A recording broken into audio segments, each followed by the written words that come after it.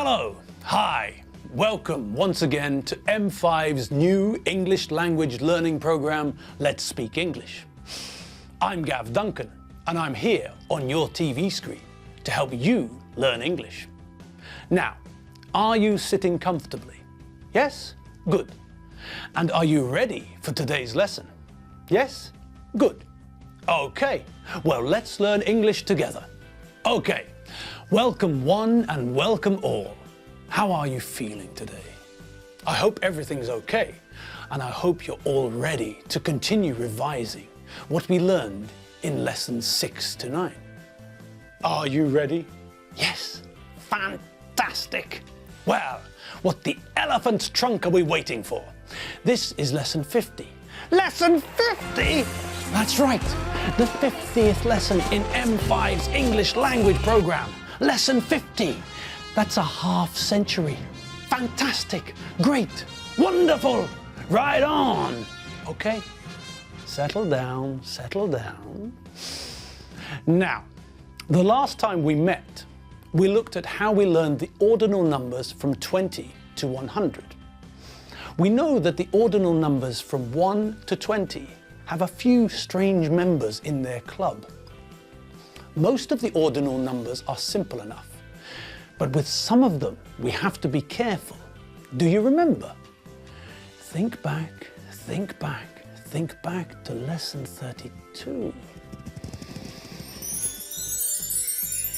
First, second, third, fifth.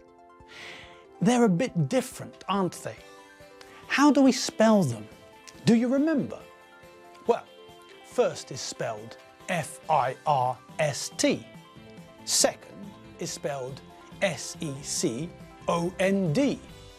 Third is spelled T-H-I-R-D.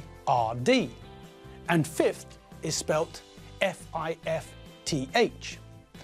Now, the other ordinal numbers are simpler. We just take the number and add th. 6th, 7th, 8th, 9th, 10th, 11th.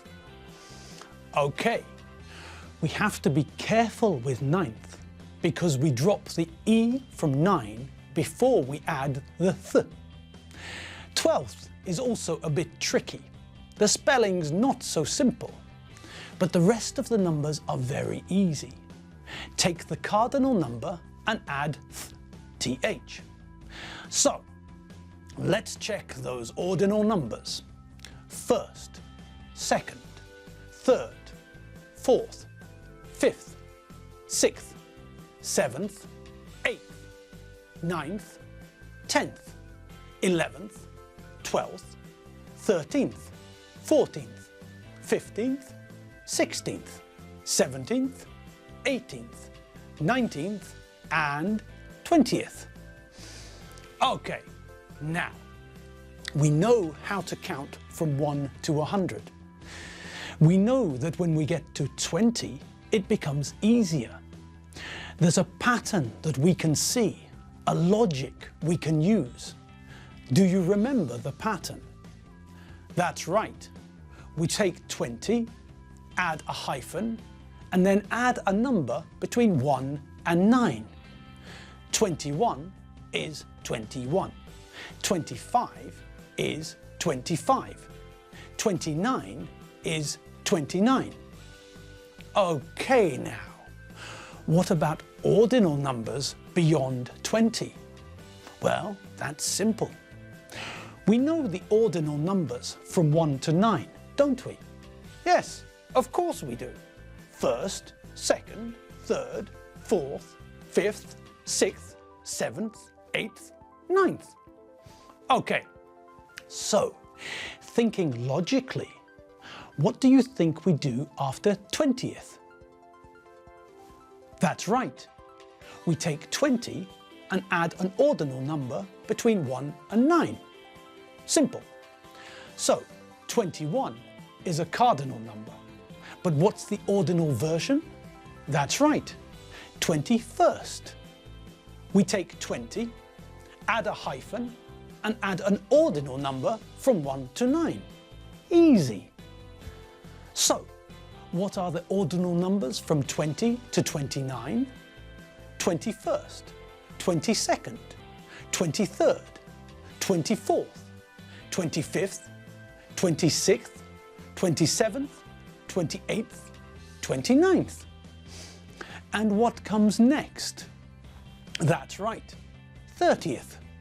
Now, like 20th with 30th, 40th, 50th, 60th, 70th, 80th and 90th. We change the Y to I before we add the th. So they look like this: 30th, 40th, 50th, 60th, 70th, 80th, 90th.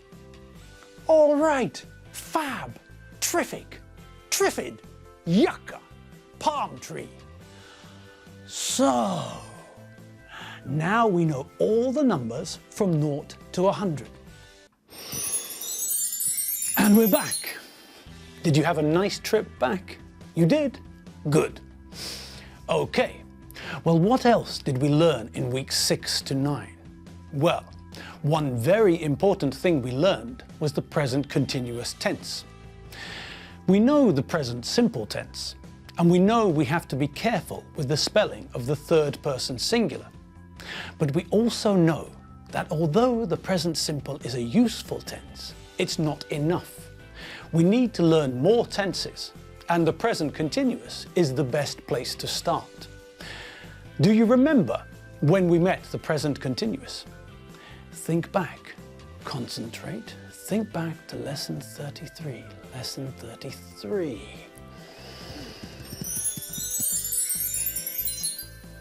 We use the present continuous tense to talk about now, about what is happening now. If something is happening now, we need the present continuous tense. I'm talking to you. That sentence is the present continuous. I'm talking to you now, so I'm using the present continuous. I'm standing in front of a camera. Again, what tense is that?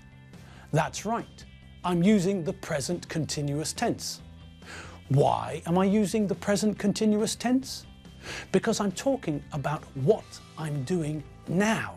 Now, this minute. Okay, let's look at how we make the present continuous tense in English. Look at the sentences I said. I'm talking to you. I'm using the present continuous. I'm standing in front of a camera. Okay, so we can see that the present continuous is made up of two parts, I'm and ing. Now, what's the first part? Do you recognize it? We've seen it somewhere before. It's part of a verb we know. That's right, it's the verb to be. Do you remember the verb to be? Do you remember the form of the verb to be?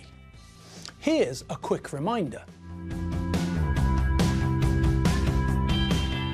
So, that's the verb to be. Remember, all the forms are the same except for the first person singular and the third person singular. The first person singular form, I, is am. The third person singular form, he, she, it, is. Okay, so to make the present continuous, we first need the verb to be. In the example sentences, we can see the short form of the verb to be, I'm. I can also use the full version, I am. Now, what about the next part of the present continuous? Talking, using, standing. We add ing to the infinitive. So, to make the present continuous, we start with the verb to be in the correct form. I am, you are, he, she, it is, we are, you are, or they are. And then we add a verb with ing So, I am talking or I'm talking. You are watching TV or you're watching TV. I am standing in a studio or I'm standing in a studio. So, the present continuous isn't hard. We know the verb to be, and we can easily add ing to another verb, can't we? Of course we can. Great. Now, what do we have to be careful of in English? That's right. In English, we normally have to be careful with spelling. Remember, we have 5 groups of spelling when we change singular nouns into plural nouns. We also have spelling changes in the present simple tense. Do you remember? That's right. In the present simple tense, the third person singular changes, doesn't it? In the present simple, in the third person, we normally add an S. Sometimes we add ES, and sometimes we change the ending Y to IES. Well, we know about the spelling changes for the present simple. What about the spelling for the present continuous? What happens to the third person singular? Do we have to change the spelling for the third person singular in the present continuous tense? No. All we have to do is put the correct form of the verb to be and then add the ing version of the verb. Now, when we want to make the ing form of a verb, what do we have to be careful about? The first thing we have to be careful about is if the verb ends in E. If the verb ends in an E, like, for example, make, or drive, or bake, then we remove the E before we add ing. It's not making, it's making. It's not driving, it's driving. And it's not baking, it's baking. Okay, so we know the first area where we have to be careful. If the verb ends in E, we remove the E before adding ing. Good. Now, are there any other places we have to be careful? Yes, there's another rule we need to remember. If the verb ends in ie, then we replace the ie with ying. The baby's not lying on the bed, it's lying on the bed.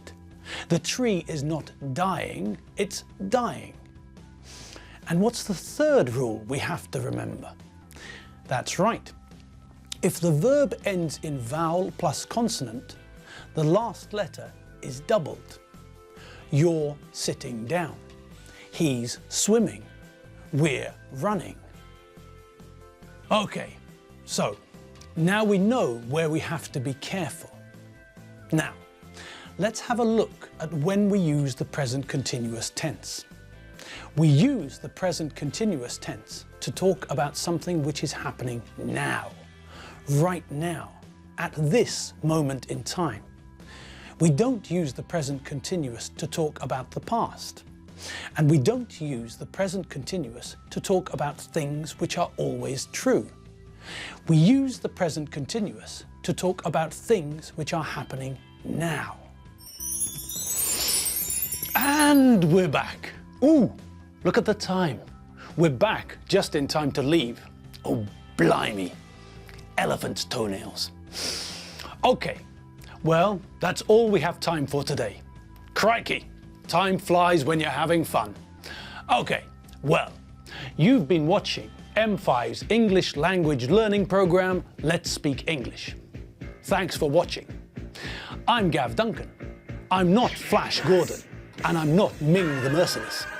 I'm Gav Duncan, and I'll see you on your TV screen next lesson for some more English fun. See you later. Bye.